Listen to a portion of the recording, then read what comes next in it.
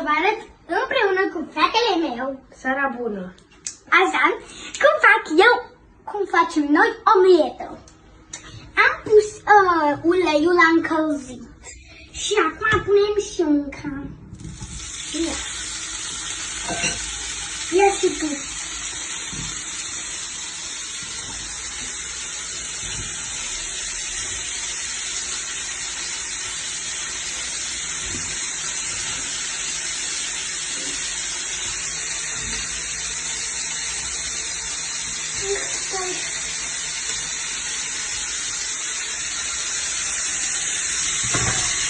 Între timp bate ouăle.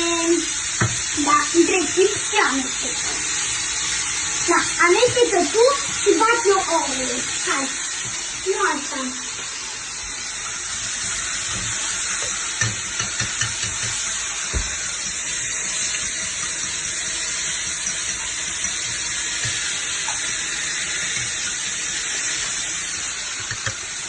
Facem așa. Poate stai. Așa. Să-mi stare. Vezi că nu mai trebuie și acolo. Acolo. Atâta.